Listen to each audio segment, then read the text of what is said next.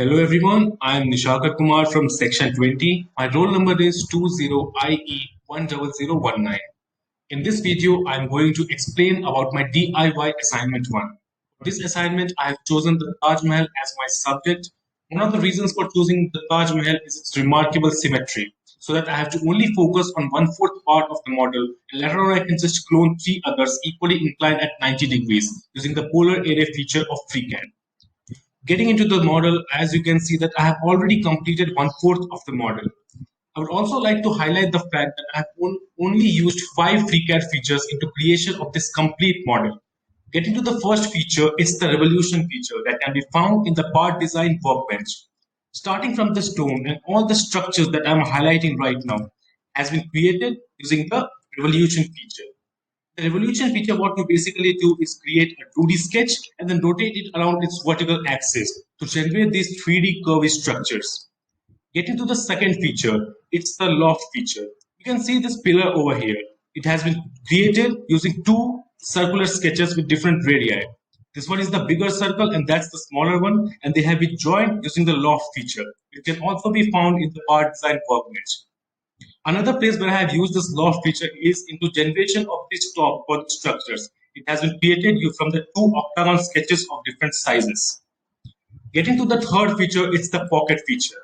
You can notice these cuts into the wall. It has been all generated using the pocket feature. You could have also used the Boolean operation cut, but at this particular scenario, I think the pocket is a more convenient feature to use. The last one is the padding option or the extrude option that can also be found in the part design workbench. You can see this platform, these support structures for the dome, these designs, everything has been created using padding option. The last feature is the polar array, and for that we have to first select the complete model, go to the draft workbench, and here we are going to select the polar array feature. Set the count to 4 and then click OK. As you can see, the complete model has been created. After completing the 3D model, we are now all set to check for its 3D printing feasibility. And for that, we are going to go to the File section, click on Export, and generate an STL mesh file with an extension of .stl. As you have seen that we have generated an STL mesh file, now we are going to locate it and open it using the Cura software. It's going to take a while.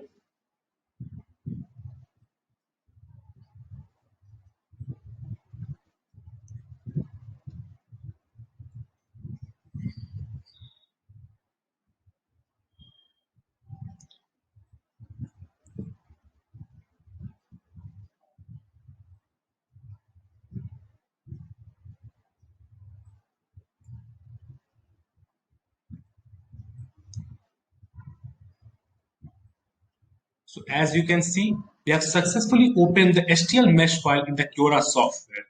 But this model is too big and definitely not going to fit in the time constraint of this assignment.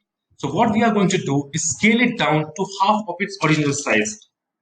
Scaling it to 50%, and that is, yes, you can see the model has been scaled to half of its original size.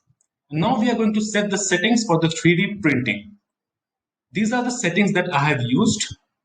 You can see I have set the infill density at 10%, printing temperature to 200 degrees Celsius, and speed at 60, and I think it looks pretty good. Now we are going to finally click on Slice to get an estimate of the build time.